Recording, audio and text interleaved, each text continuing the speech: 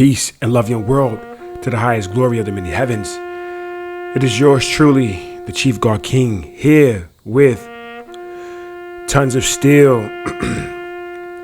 Thank you guys all for tuning in. Make sure you like, comment, share, subscribe. We're going to make this one quick. It is officially September 11th, Thursday, which is week 2. This is a week 1 review and update for the game tonight. Please make sure you take a moment of silence for all those fallen victims of the horrific events 20 plus years ago in New York City. I am a New Yorker, and forever that will be a part of my life, experiencing and seeing what took place on that particular day. All right. And if any one of you lost any family members, I send my condolences and my heartfelt, warm regards to you and your family. All right. Let's get this going. So week 1 is in a wrap. We are preparing for week 2 today. Definitely going to start with my Steelers. As you can see, we prevailed over the Jets 34-32, and there was a lot of concern from the defensive aspect of the ball.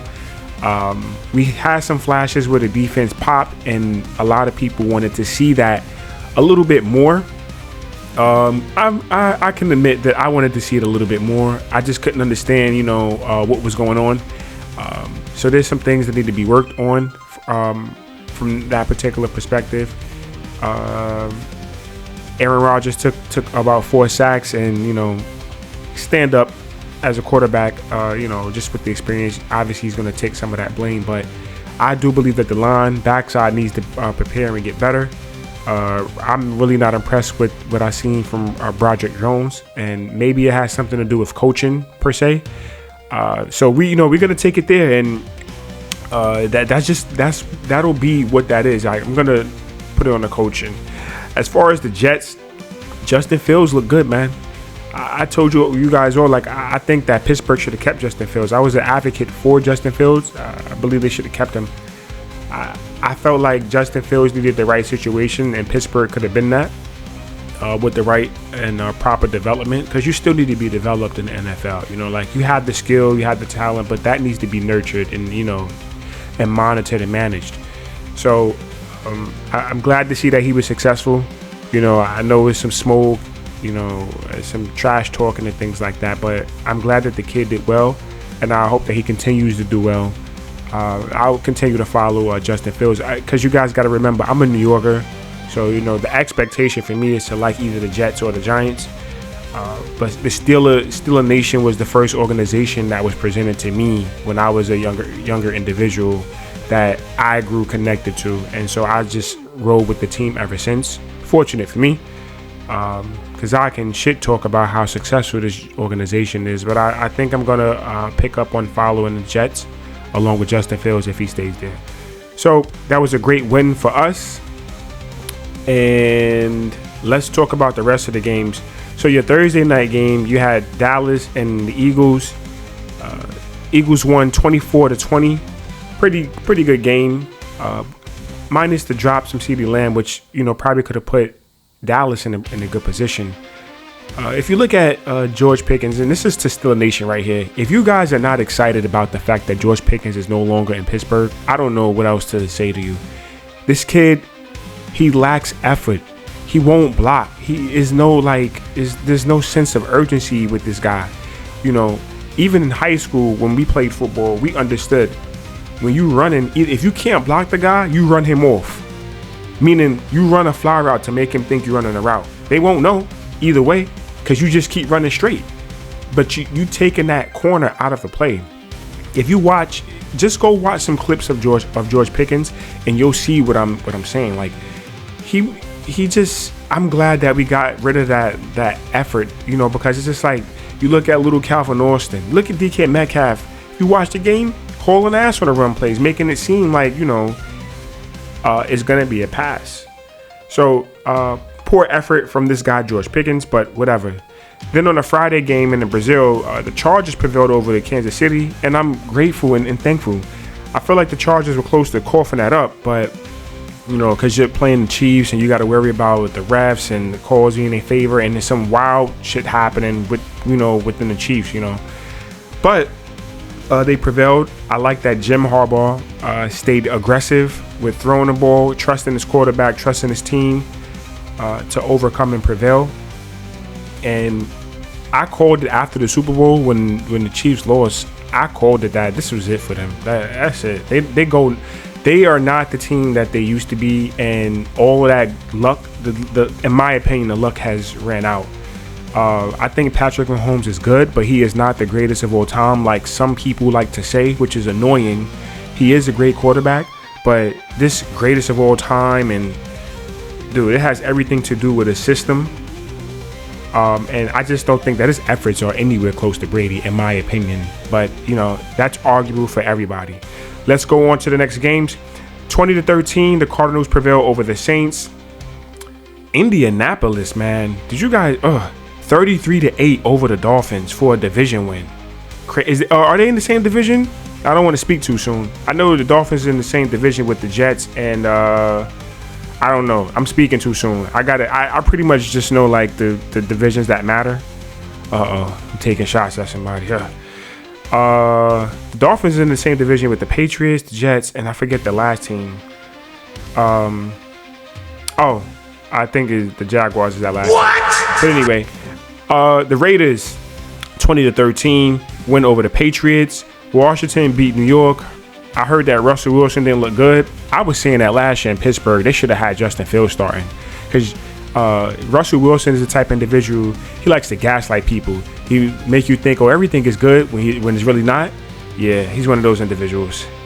Next up, 26-10, the Jaguars, they handled the Panthers, man. Like they did them a little number. For a division win, the Bengals 17-16 over the Browns. A lot of people are crying, put Shador in. And what they're not realizing is Shador is not fully prepared as an NFL quarterback. I played quarterback in high school, and some of the little things that we were taught, Shador doesn't even do. When he's escaping or running out of he's passing, he likes to run back instead of stepping up inside of the pocket. If you look at the game with J.J. McCarthy on Monday night, this is his first NFL game active. Kid was stepping up inside of the pocket. That Shador Sanders habit. That was a bad habit that was created, and it's not gonna work in this league. You see Caleb Williams be trying to do it, and it don't work. He's trash. Like, I don't care what nobody says. He was not worthy of a first round pick. But hey, that's the Chicago Bears organization. Next game, 17-13, San Fran wins over Seattle. Just a reminder, our next opponent at home is Seattle. So Pittsburgh versus Seattle. I will not be able to make it to that particular game because I don't live in Pittsburgh. Would love to. Planning on going to the Ravens game in Baltimore because that's close by, and also planning on going to the Ravens game in January against Baltimore. Rivalry games. Next game, 20-12, the Broncos prevail over the Titans. I really wish that Ken Ward was able to hash out this win, but he had some receivers dropping passes, so it wasn't like the kid was just throwing up crazy passes, anything like that. And then the Bo Nix guy, in my opinion, he's mediocre. He was throwing some wild, crazy passes, in my opinion. I'm just like, dude, what? But hey, that's Sean Payton's guy. Green Bay prevails over Detroit, and I believe that is a division win. 27-13. The Rams prevail over the Texans 14-9. I don't know. The Bills beat the Ravens 41-40. Now, I like Lamar Jackson. I don't care for the Ravens, but I am in support of Lamar Jackson and his success. But I don't understand how they chopped up. They chalked this up, bro. Like, you're up and you give the game away to Josh Allen, dude. Give me a break, man. Josh Allen is he should have never won MVP last year, in my opinion. His numbers didn't compare. It just he's good. He's not better than Mahomes though. It just man. He's like to me. I think Brock Purdy's a little bit better than him, in my opinion. I'm gonna catch hell for saying that one. Next game, the Vikings 27-24 over the Bears. Like I told you guys, man, Caleb Williams he's trash, man. Like, he's trash. I don't he's not a good quarterback. He does all that. He steps back, runs outside the pocket. He takes off running. And like I told my coworkers, man, listen, that's not gonna last long, bro. After a while, you're gonna have to throw that ball down the field. You're gonna have to figure that out as an NFL quarterback. You got to throw that ball down the field. You ain't just gonna win by you running the whole game. It's just not gonna work that way. But anyway, like I said, he wasn't worthy of a first round pick. But whatever. You got Jaden Daniels on the chart, and you pick this guy. Yeah, okay. SEC conference quarterback. Okay. And finally, the Buccaneers beat the Falcons 23-20. So I wanted to do something a little bit cool. I don't know if anybody cares, but I'll show it anyway. So I wanted to do a total rack up score of all of the winners, as you can see here. So this is the winners scored a total of 391 points out of all of the winners. Then I also did one for the losers. Losers scored a total of 270, and then I did a actual total up of everything. So in week 1, there was a total of 661 points scored between all 32 teams. I will do my best to keep this up moving forward. Thank you guys for tuning in. Make sure you like, comment, share, and subscribe. Again, a moment of silence for the victims of September 11th. And you make sure you keep your spirits high with the positive vibes, because you are royalty until the day that you die and beyond. Till infinity, peace.